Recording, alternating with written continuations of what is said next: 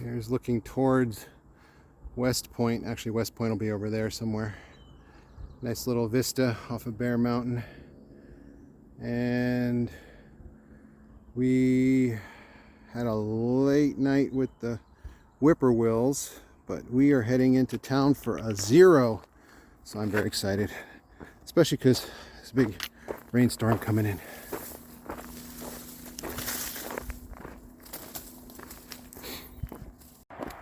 All right, we're coming up to a part of the trail that officially is closed, but the reroute is several miles longer. And so we're going to do like every other hiker seems to be doing, and we're going to try to play Frogger, live action Frogger, on the Palisades Parkway. Well, that was the parkway over there. For all the hullabaloo, that was a big letdown. Pretty much had to wait about 10 seconds and then leisurely walk across the 2 lanes at a time. All right, for those who started at Springer Mountain, they have now covered 1,400 miles. I started at Harper's Ferry, which is 1026, so I'm at 374, which makes this my longest hike ever.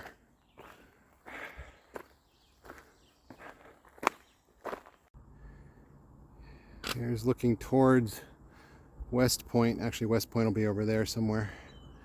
Nice little vista off of Bear Mountain. And we had a late night with the whippoorwills, but we are heading into town for a zero. So I'm very excited, especially because there's a big rainstorm coming in.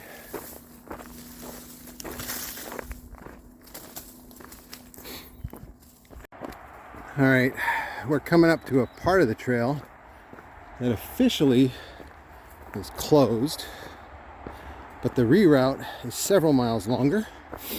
And so we're going to do like every other hiker seems to be doing, and we're going to try to play Frogger, live action Frogger, on the Palisades Parkway. Well, that was the parkway over there. For all the hullabaloo, that was a big letdown. Pretty much had to wait about 10 seconds and then leisurely walk across the 2 lanes at a time. All right, for those who started at Springer Mountain, they have now covered 1,400 miles. I started at Harper's Ferry, which is 1026, so I'm at 374, which makes this my longest hike ever.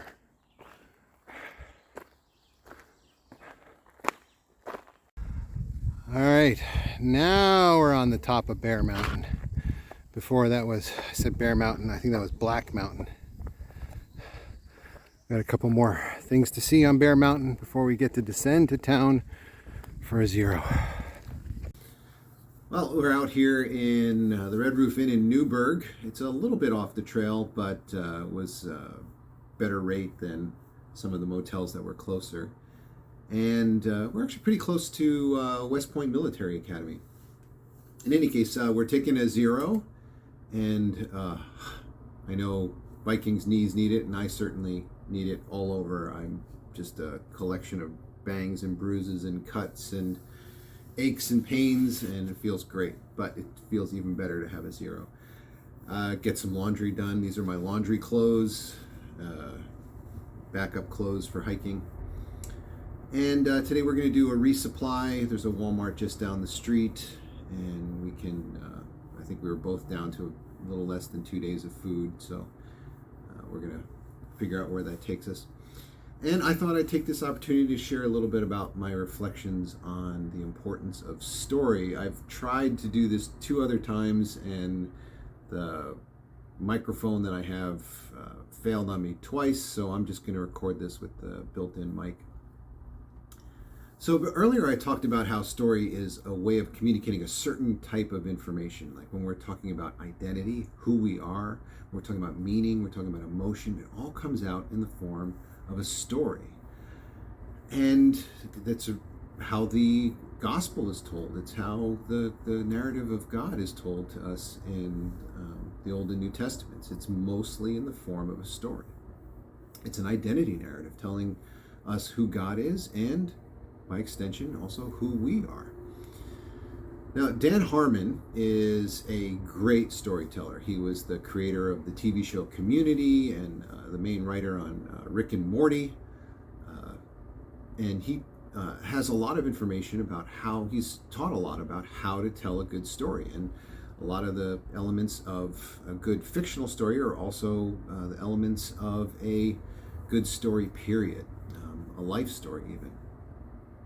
And if you're interested more in about the story of the story structure that he talks about, it's called the Story Circle, and you can look that up online, and you'll find a number of people who've written about it and analyzed it and share about it.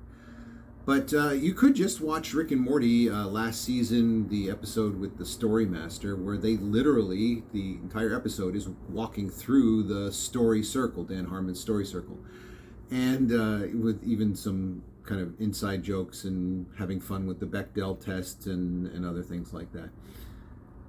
But basically in that story, in that episode, Rick and Morty are battling the story master. And because he's the story master and they're in the middle of a story, he's in absolute control. They cannot defeat him. So it comes to the end where they're about to be crushed and defeated by the story master. And Rick and Morty get on their knees and they confess their sins and accept Jesus Christ as their Savior, who descends and washes them clean of their sins.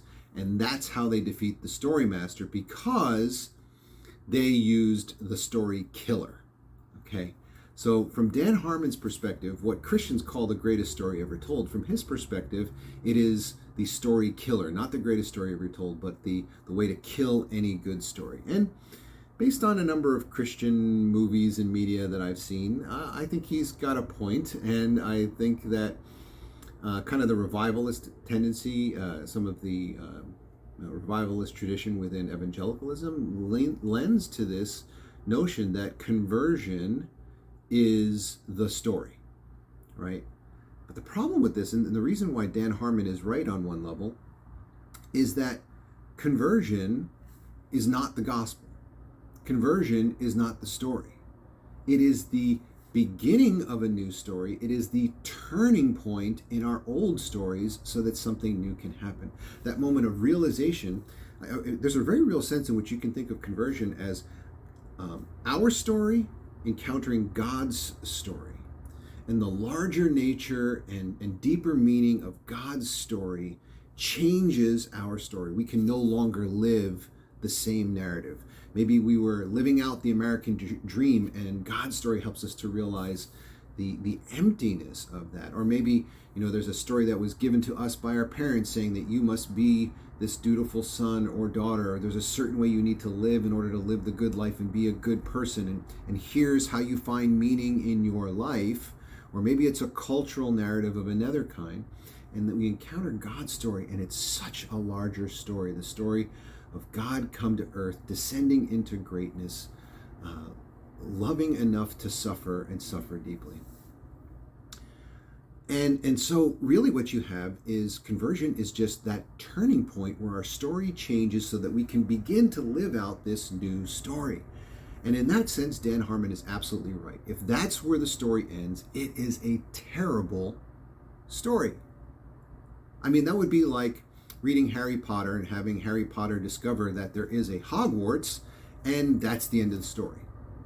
Or, Frodo discovering that his uncle's ring, this one ring he's been carrying around, is actually the ring of the Dark Lord Sauron, and that Gandalf is not just some friendly old fool, but a powerful wizard, and that's the end of the story. That the story would end in Bag End. No, Bag End is the beginning of the story. And so, in that sense, Dan Harmon is right, not just about telling the gospel. And, we get people all the time who say, why don't you focus more on the gospel? Focus more on the gospel. And by that they mean, why don't we talk more? And some people have even suggested, like every single sermon, talk about what it is to give up trying to earn favor with God and talk about how we receive grace. And of course, that should be a thread that's in every sermon.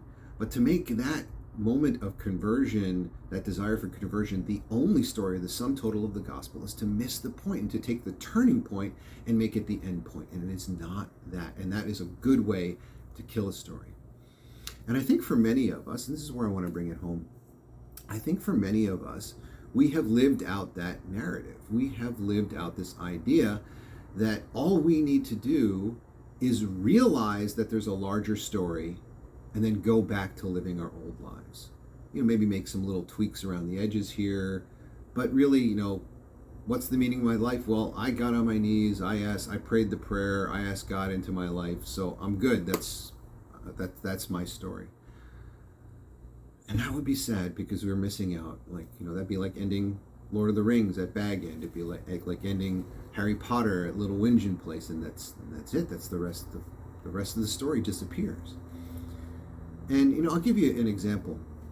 In my own life, when I became a believer, I was so, especially during that first year, I was so powerfully convicted and moved by the idea that Jesus, God the Son, left heaven, descended to earth, became a human, lived among us, decided to be born amongst the poor of the poor on the outskirts of empire, and to be in this backwater place, and to love us knowing how we would reject and kill him. And this is love, right? Not that we loved God, but that God loved us. And that God's very nature is love, not power. But love, in many ways, the giving up of power, this willingness to suffer and be hurt. Someone who could not be hurt deciding to suffer with us and suffer for us. That's the story.